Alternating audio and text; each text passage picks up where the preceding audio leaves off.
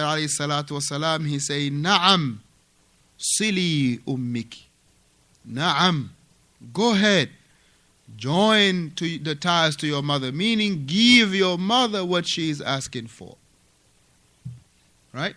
Join the ties with your mother.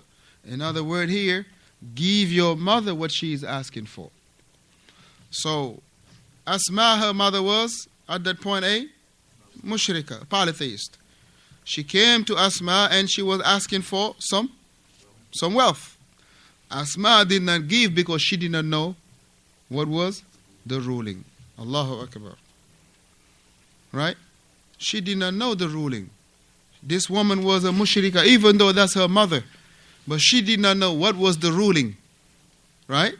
So before doing anything, she did what? She went to the alim. Meaning she went to the Prophet sallallahu alaihi wasallam. As this is a great lesson for us, which is what? Fas'alu ahla dhikr in kuntum la ta'lamun. Ask the people of knowledge if you don't know. Look, she is more knowledgeable than you and I. She had an issue right there that was to deal with her family member. Better yet, her mother. She didn't just went ahead and do what she thought was good to do, was nice, la. But she went to the Prophet ﷺ and asked. She went to the Prophet ﷺ and asked and described the situation as it is. And the Prophet ﷺ gave her the go ahead to be kind to her mother. Gave her the authorization to be kind to her mother.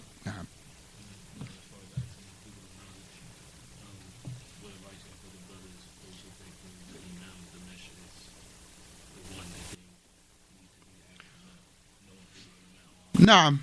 Alhamdulillah, a lot of time, and this is also the responsibility of, as I mentioned, whether the tulabul ilm or, the imam of the masajid, the likes of that. طيب, a lot of time, alhamdulillah, you will have a brother or sister will, because not knowing perhaps, and they will have, the imam of the masjid or the teacher at the masjid might know, right? But alhamdulillah, it is incumbent upon all of us to understand that we have scholars, we have ulama, and mashallah, the imam of the masjid here and in other communities in the West, they are not scholars. Alhamdulillah, they might be students of knowledge, at least, or to the most, but they are not to be viewed as scholars. But rather, when alhamdulillah, a person has to ask, it's a beautiful way of putting it. Right? Which is, what have you read from the scholars, or what have you heard from the scholars about this situation, or about this, or about that? But not to just go ahead and say, what is the ruling on this? Right? But rather, alhamdulillah, for the person of understanding, when he, let's say, necessarily doesn't know about a thing, and he might think, okay, the brother Khalil might read about something. Akhi, what do you read about this issue? What have you read about this issue from the scholars? What have you heard from the scholars about this issue? Right? And alhamdulillah, really, and I'm going to say this again, it scares me a lot for a person to sit in front of, alhamdulillah, others, and to be asking for questions, or to want to entertain questions. To entertain questions, or to be asking for questions. As if you have like a fatwa downloaded, right? Fatwa online downloaded in your brain, where you can pull every single statement of the scholars. I mean, this is something that is very scary about Barakallahu Feekum. When we ask questions to, alhamdulillah, to the imam of the masjid or the students and the likes of this, alhamdulillah, we wanna safeguard them. We wanna protect them. We wanna protect them. We wanna safeguard them. Right? And alhamdulillah, when one is asked a question, because I can ask him a question. I can ask him, Akhi, what have you read about this in the scholar, about what the scholars say? Alhamdulillah, it's none of us that read everything what the scholars say, or heard every single tape from what the scholars say. I will hear some, he will hear some. He will hear some, he will hear some. He will read a few lines, he will read few lines. You understand?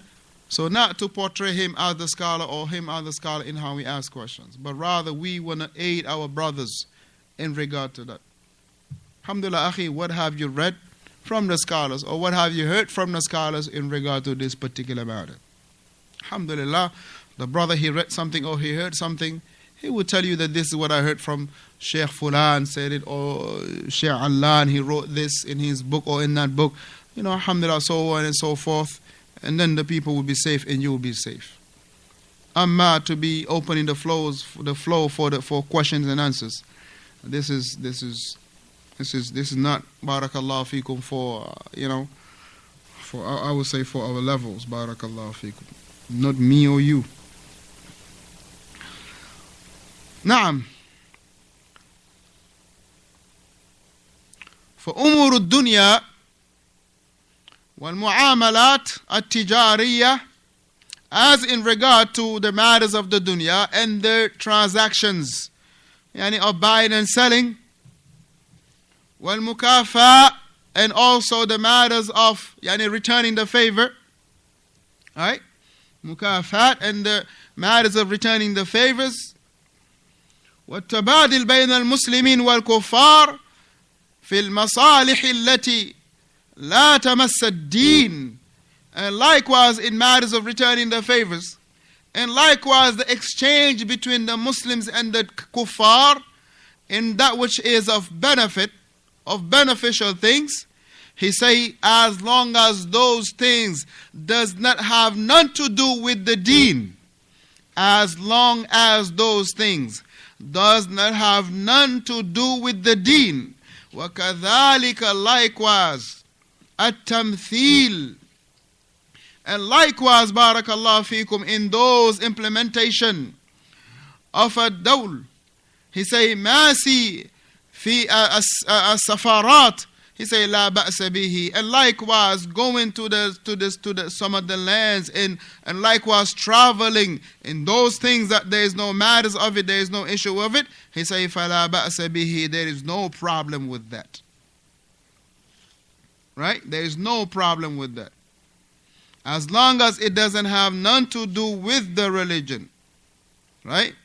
Whether it is, let's say, a traveling, you're traveling from this Muslim land to that disbeliever land because of you were being delegated by the ruler. Right? You were delegated by the ruler to be the ambassador on this land, on the likes of this. As long as it is nothing to do with the religion, there is no problem. But if, let's say, barakallahu fikum, you are to be sending your ambassador to this kafir country to help them in their kufr, then hadha la yajuz. Or you are making a transaction deal with this kafir, so you can help him in this kufr, hadha la yajuz.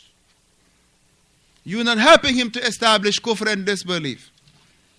You are not helping him in regard to that. فَهَذَا لَا يَجُوزُ. Right? If you're helping him, this is not permissible. But if it is nothing about the deen, it is all about the maslaha ad-dunyawiyya, it is the worldly life benefit, that's it. You need a jacket, it's cold, you go to this shop or that shop, you buy you a good thermal jacket, khair. It is snowing, not here, right? And you go to the Home Depot and buy you a shovel to shovel out your front yard or whatnot. فَهَذَا لَا بَأْسَ بِهِ. There is no issue with that because of the maslaha ad-dunyawi. It is nothing to do with the religion. Naam.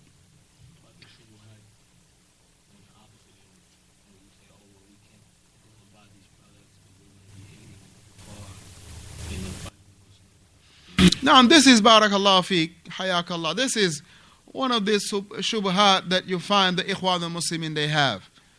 They say, well, these people, they will support the Yahud, right? Whether it is McDonald's, Coca-Cola, what else? Dunkin' Donuts, Starbucks. What else? They say, oh, these shops or this business or this franchise or these things, they support the Yahud killing the Muslims. Right? They saying this. Akhi, you are saying things that you cannot bring a proof. Even if it was a proof, barakallahu fikum. You, barakallahu fikum, you going to buy coffee because you like that coffee. That's because you need, I mean, you know, perhaps you like the coffee or you need the coffee in the morning to get your day going. One time, alhamdulillah, we asked Shaykh Muhammad al-Banna, rahimahullah, rahmatan wasi'ah, rahimahullah, the older brother of Shaykh Hassan al-Banna back in when we Salaf al-Salih, alhamdulillah. And the Shaykh was very patient with us, alhamdulillah, on the line with, trying to understand our question. May Allah have mercy upon him for that, ameen. And the question was, a Muslim having a gas station selling alcohol. Right? Should we go there? Or should we just go to this kuffar selling alcohol? Selling alcohol, selling at the gas station, right? Owned by the kafir, right? At the same time, maybe selling alcohol as it is commonly known. As it is known, right? And the Shaykh, rahimahullah, he said, but rather in this situation, you go to the kafir. He said, in this situation, you go to the kafir. You go to the gas station of the disbeliever. That's what I'm saying. You ain't going there to buy khamr. You're going to buy gas. You're going to buy gas at the gas station owned by a Muslim that is selling pork, skin, and lado, khamr, and the likes of that. Right? Just like the kuffar owned gas station doing the same thing. He said, but rather you go into the kafir gas station. Because you don't want to go and aid your brother in transgression. You don't want to go and aid your brother in transgression. وَتَعَاوَنُوا عَلَى الْبِرِّ وَالتَّقْوَى وَلَا تَعَاوَنُوا عَلَى الْإِثْمِ وَالْعُدْوَانِ. You going to buy gas to the kafir, you're not helping him, you're helping yourself. Right? But you not going to this Muslim having this gas station that sell alcohol and all those things, you not going there is helping him to go out of business. Huh? Right. To go out of business, so perhaps he will return, he will observe, oh, I know this brother. He's my Muslim brother. Why is he going to this gas station and not coming to me? Right? And tell you, Akhi, I don't want to help you in the wrong you're doing. Right? So if, alhamdulillah, the Muslim, they will take that stand and, to help. And this is to help. It's just like, making the hijrah. Right? Making a hijrah on a person. Let's say making a hijrah on a Muslim. Right? Boycotting a Muslim, for instance. It is for two reasons. Number one is you safeguarding yourself. You safeguarding yourself so you will not fall into this thing.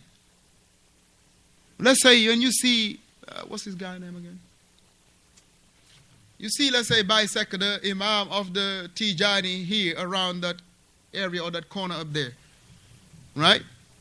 You see him, you stay away from him.